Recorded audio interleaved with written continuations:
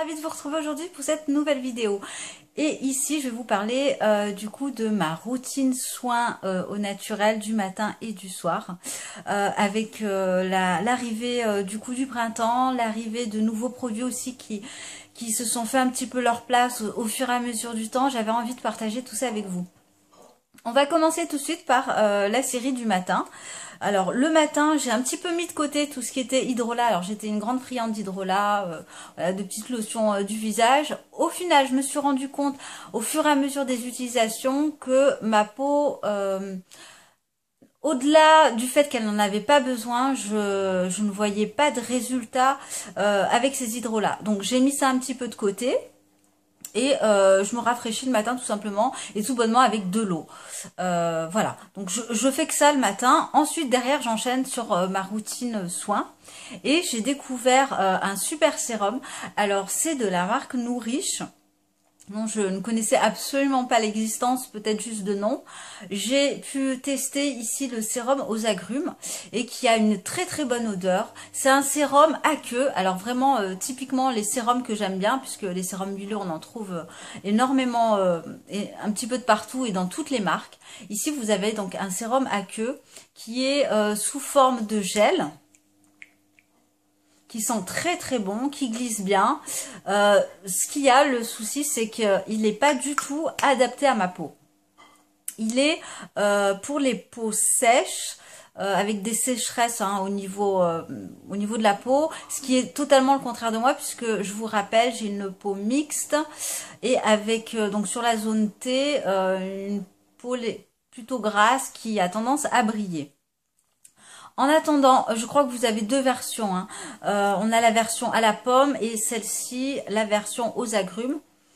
L'odeur est vraiment juste exceptionnelle.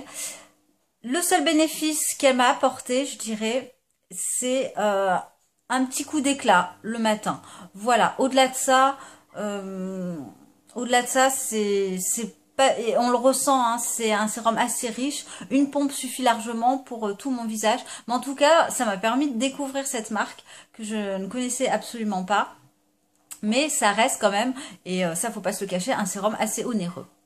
Derrière, sans transition, je vais enchaîner sur deux crèmes, alors que j'alterne. La première, c'est l'une de mes crèmes chouchou, donc pas sur cette version. Ici, vous avez la version crème à l'onagre des Artistes de Nature. C'est une marque dont on entend très très peu parler, et à tort, je trouve, puisque c'est vraiment une marque qualitative, puisque dans cette crème, vous allez avoir 30% d'huile végétale. Mais c'est en même temps une marque qui a choisi justement de pas trop faire parler d'elle. Moi, je l'ai découvert tout simplement au salon Vive Nature, il y a maintenant, je crois, 2 ans à peu près. Et j'adore la version à la rose musquée, puisqu'au-delà du fait qu'elle apporte beaucoup d'hydratation, on a également une senteur sur la peau, ça sent très très bon. J'ai utilisé donc du coup tout l'hiver la crème à l'onagre. Au niveau de l'odeur, on n'y est pas, mais par contre elle est hyper hydratante et j'ai envie de dire même qu'elle est adaptée à toutes les peaux. Au niveau du prix, on est je crois sur quand même 40 €, le flacon de 75 ml. Cela dit, ça reste un excellent rapport qualité-prix dans le sens où cette crème dure entre 7 et 9 mois. Tout dépend évidemment de la quantité qu'on en met. Moi, j'en mets vraiment un tout petit poids, ce qui suffit amplement. Et donc, je vous disais, j'alterne avec ici la crème de la Phare les Oliviers, crème visage au jojoba, aloe vera, algues et concombre, qui par contre, celle-ci est beaucoup moins hydratante. Et une fois qu'elle est appliquée, il faut tout de suite que je masse très rapidement parce qu'ensuite, elle laisse un fini très sec sur la peau. Au niveau de l'odeur, c'est pas le rêve du tout. Mais bon, voilà. Je suis plutôt mitigée sur ce produit. Qui, c'est certain, je ne rachèterai pas. Mais du coup, ça me permet d'alterner entre pas mal d'hydratation et de nutrition, puisqu'on a des huiles végétales. Et puis celle-ci qui est beaucoup plus légère. Donc les jours où il fait très très chaud, c'est impeccable. Et alors à cela, j'ajoute donc notamment à cette crème, j'ai ressorti mon huile végétale de carotte, ce qui est plutôt, pour être précis, un macérat de carotte. Celle-ci vient de la marque Saint-Hilaire avec un flacon ambré qui est juste d'excellente qualité. Et moi, la carotte, j'adore. J'avais testé l'année dernière et d'ailleurs, il m'en reste aussi celle bon, qui vient d'Aromazone, l'huile végétale de pépins de tomate qui est juste là. J'ai carrément moins aimé, notamment au niveau de l'odeur et j'ai moins eu de bénéfices en termes d'éclat de la peau. J'avais d'ailleurs absolument rien. Autant la couleur est très jolie, autant au niveau des résultats, c'est pas très flagrant. Surtout que j'ai une peau qui est plutôt mate, donc voilà. Donc celle-ci, je la combine à ma crème hydratante du jour que j'alterne. Donc voilà, ça s'arrête là pour le matin, ce qui, ma foi, est largement suffisant pour moi dans la mesure où j'ai investi quelque part dans une bonne crème que j'aime beaucoup, qui va apporter hydratation, souplesse, un confort tout au long de la journée et là c'est extra. Et donc le soir, au moment du démaquillage, je me maquille un très peu. Je me démaquille le visage avec de l'huile de macadamia. Ici, c'est la marque Bioflore. Et celle-ci, je l'ai eue sur le site Ma Planète Beauté. C'est une huile qui va être plutôt une huile sèche, hein, qui démaquille très bien. J'en ai besoin de très peu. Et voilà. Nickel. J'ai absolument rien à dire sur cette huile qui est juste extraordinaire. Et derrière, j'enchaîne. Alors, vous avez dû le voir passer également sur mon compte Instagram, puisque parfois je vous poste des petites photos. Et ici, vous avez le savon Pachamamaï, un savon qui est en saponification à froid, qui est spécifique pour les peaux acnéiques, pour les peaux grasses et à problème. Et alors qui sent divinement la lavande.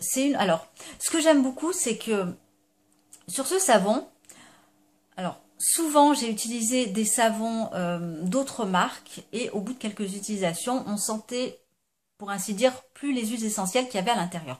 Sur celui-là, je pense qu'il y a vraiment la dose et ça fait peut-être un mois que j'utilise et on sent toujours l'huile essentielle de lavande. J'aime beaucoup et elle a permis en même temps de réguler ma zone T. Donc je vous le recommande si vous avez justement des problèmes de peau. Donc, chez moi c'est un petit peu récurrent malheureusement. Derrière j'enchaîne sur un sérum. Alors je mise tout hein, vraiment sur les sérums. Vous l'aurez remarqué puisque finalement je trouve que c'est un petit peu... autant avant j'en mettais pas forcément ou alors vraiment de manière tout à fait épisodique. Autant maintenant, je fais attention au sérum que je choisis. Et là, je vais vous présenter le sérum de Théophile Berton. Alors, je suis pas forcément très satisfaite de celui-là. Hein, c'est un petit peu... c'est complètement... c'est un peu le contraire de ce que je vous disais avant. Mais celui-là, je l'ai depuis très longtemps. J'avais arrêté de l'utiliser. Et puis, je l'ai ressorti justement avec l'arrivée des beaux jours. C'est un sérum qui va être en termes de couleur très transparent, vous voyez. Et en même temps qui fait mi-huile, mais une huile qui va venir se fondre et sécher très rapidement. Hein. C'est pas une huile sèche ni une huile grasse, ça se fond très vite. Et je dirais même qu'on peut se maquiller derrière. Mais là où je lui reproche quelque chose, c'est que je n'ai absolument vu aucun résultat avec ce sérum que j'utilise maintenant depuis quasiment un mois. On a une bonne odeur, une odeur plutôt orangée qui sent très bon ma foi, avec une arrière-odeur dont je ne saurais pas décrire, mais voilà, qui me dérange pas en soi. C'est un sérum qui est naturel, non labellisé et c'est une marque française si vous ne connaissez pas. Et derrière, j'enchaîne par une huile que j'ai utilisée du coup tout l'hiver. Il m'en reste, donc voilà, j'aime pas mettre de côté puisque j'ai finalement plus la date limite d'utilisation. Ça va être, je vous l'ai également posté sur mon Instagram, l'huile végétale d'avocat. C'est vraiment la toute première fois que j'utilise pour le visage. Et c'est vrai que cet hiver, on n'a pas eu forcément un hiver très rude hein, en termes de température.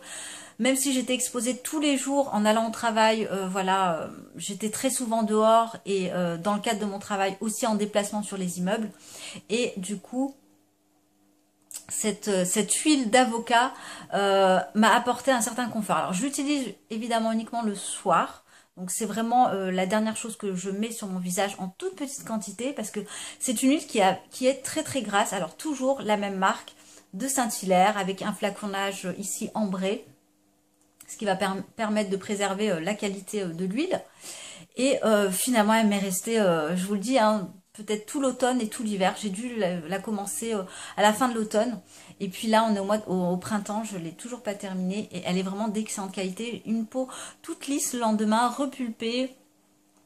Et j'en mettais même d'ailleurs un petit peu au niveau du contour de l'œil.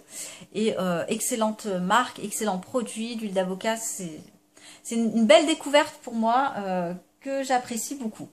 Voilà, donc c'était finalement terminé hein, pour ma routine du matin et du soir. N'hésitez pas à me dire vous quels produits vous utilisez. Hein, ça me permettra aussi de découvrir certains produits, hein, qui sait. Et je vous remercie en tout cas de m'avoir regardé. Je vous fais des très gros bisous et je vous dis à très bientôt. Bye!